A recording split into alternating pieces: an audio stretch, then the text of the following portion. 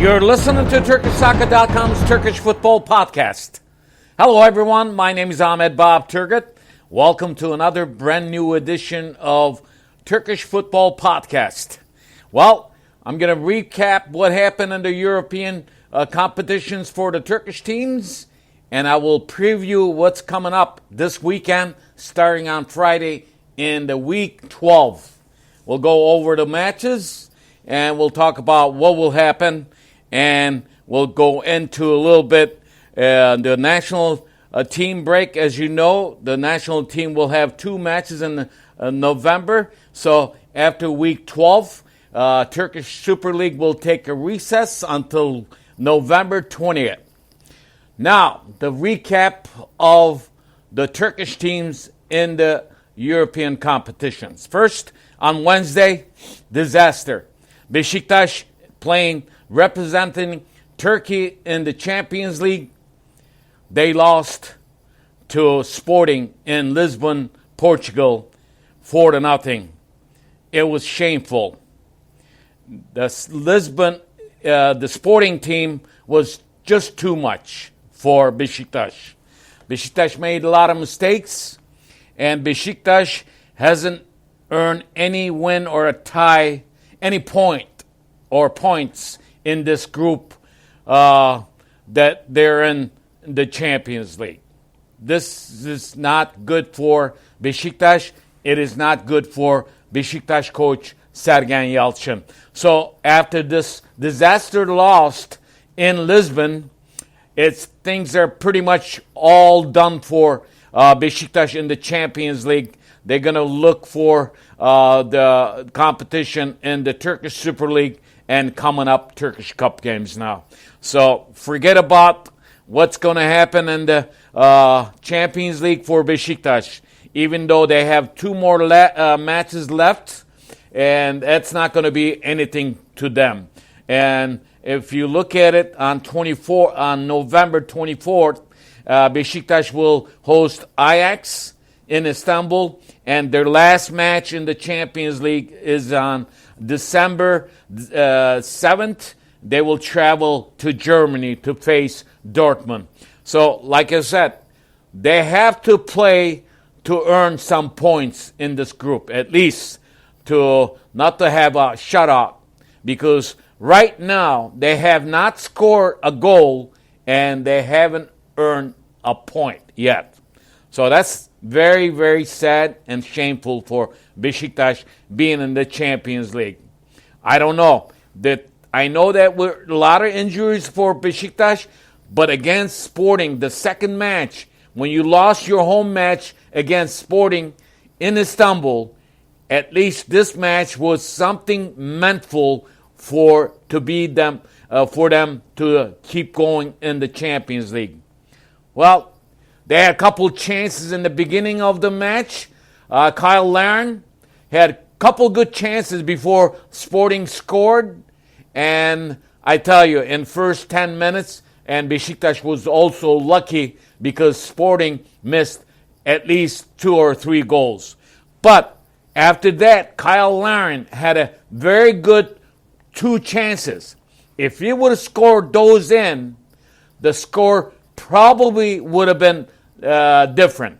It wouldn't be 4-0. So Besiktas is all pretty much done in the Champions League.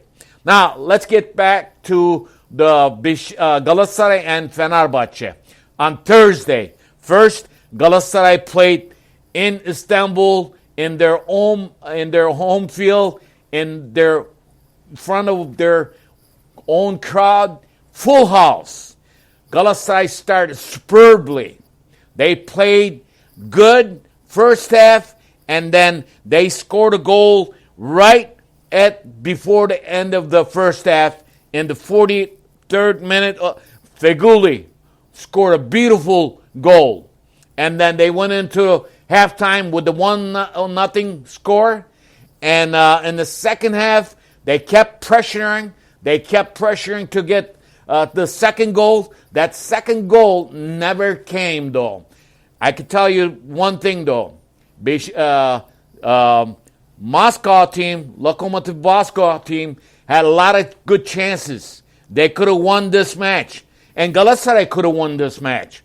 But I think Berkay on defense, playing in front of the defense, this young man is a good, very good player. He did a lot of things in this match. Kudos to Berkay. He's a very young kid, Berkay Kutlu. Look for this name. If he plays like this, I think he's going to do a lot of good things for Turkish National Team and also in Galatasaray team. Now, Muslera also played very good in the goal. The only thing, the goal that Moscow scored in the 72nd minute, that was the killer. If they would have won this match, if Galatasaray would have won this match, they would have been on top of the group and the gap would be open. And they probably pretty much will capture the first place, because after Galatasaray the Moscow match ended and Lazio Marseille match started, at one point Lazio was winning 2-1 and Marseille came back to tie the match, so that match ended with 2-2 tie. So this would have been perfect, like 6-point match for Galatasaray if they would have won it. Remember what I said in the last podcast. You need to win your home games if you want to be on top of your group. Galatasaray didn't do this, but Galatasaray played very good football yesterday. So with these matches ended, and Galatasaray still sits on top of the Group E with 8 points. And Lazio is in second place with 5 points. And Marseille is in third place with 4 points. And Moscow has only 2 points. Now, here's the trick. As I mentioned to you this before. November 25th, Galatasaray hosts Marseille in Istanbul. This very important match. And also, as I mentioned to you this in my last podcast, I think the group E, the first place will be decided on the last match of the group, which is December 9th. It will be in December 9th in Italy, in Lazio. Lazio will host Galatasaray. Now, while Galatasaray will play Marseille on November 25th, and Lazio, I believe Lazio will face Moscow. So this is going to be getting very interesting, this group. Galatasaray has the advantage. They should have captured this advantage with the gap on top. They could have at least 10 points. They did not have that. Now they have 8 points. Now, the other team did very good. This is the first time I've seen Fenerbahce playing this good of football. First time of this season. Fenerbahce scored 3 goals in the first half in Antwerp, in Belgium. They beat them 3-0. Now, Fenerbahce has a chance in the group. So, Fenerbahce, after Frankfurt beating Olympiacos, and Frankfurt sits on top of this group with 10 points. Olympiacos, 7 points. Fenerbahce with 5 points. And Antwerp only 1 point. And now, November 25th, Fenerbahce travels to Greece to face Olympiacos. This is a very important match. And then they will host Frankfurt on December 9th in Istanbul. So 2 huge matches for Fenerbahce if they want to do something in this group. They have to win their matches. Last 2 matches, they have to win. So we'll see what happens, but it's I'm going to say it again. This is the first time I've seen Fenerbahce playing this good of football, especially in the first half. And German player Max Millenmeyer did it fantastic. This was his first start for Fenerbahce. and also Berisha scored a goal, and Mert Hakan Yandaş, who scored the opening goal for Fenerbahce. Fenerbahce beat Antwerp 3-0 in a away match. Kudos to Fenerbahce and kudos to Galatasaray and doing good in the Europa League. Now, this is it for the Europa competitions. Now let's get to our own league. Week 12 comes to play on Friday. There's a lot of important matches on in Week 12. On Friday, there are 2 matches. The last place team, Rizespor, will host Alanyaspor. Alanyaspor, as you know, in the 3rd place with 21 points, and Rize is only with 1 point. It's a do-or-die match for Rizespor. They have to win this match. We'll see what happens, but an other team, Alanya, is a very good team.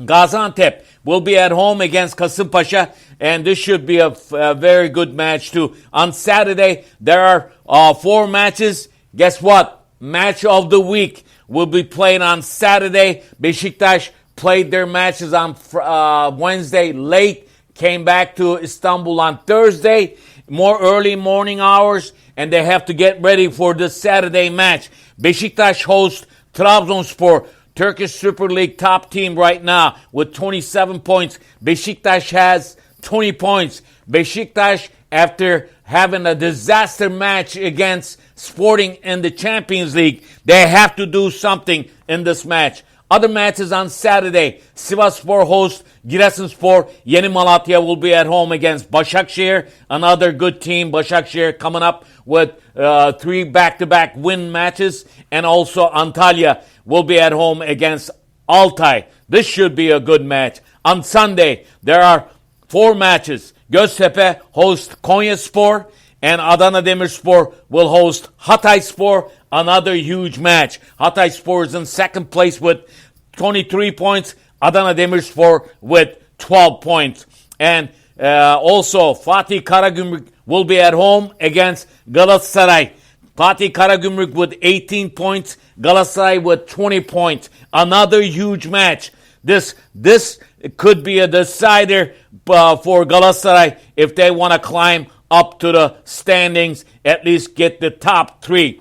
And last but not least, on a Sunday, Fenerbahce will be at home. The teams that played their Europa League matches just today on Thursday, Fenerbahce will be at home against Kayseri. Kayserispor is coached by Hikmet Karaman. This should be a very important game.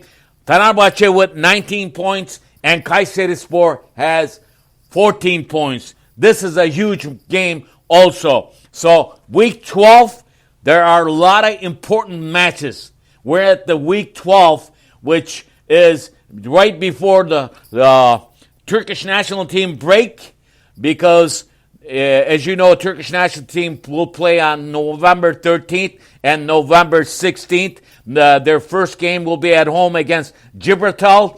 It's a do-or-die match because Netherlands on top of the Group G with 19 points. Turkey has 15 points. Turkey has to win this match. And then November 16th, they travel to Montenegro to face Montenegro. This is a huge match. So for Turkish national team, they have to win their both matches and wait for help from other teams like Norway right now sits in the 2nd place.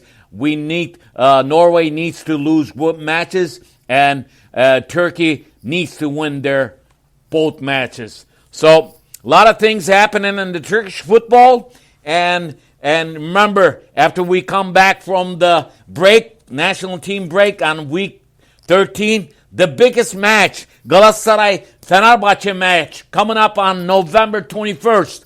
Week 13 will start on November 20th. We'll talk about what happened in the week 12, and we'll talk about the Turkish national team matches, and then we'll also preview the week 13 in the Turkish Super League. So listen to my podcast wherever you listen to your podcast. My name is Ahmet Bob Turgut. See ya. Bye-bye.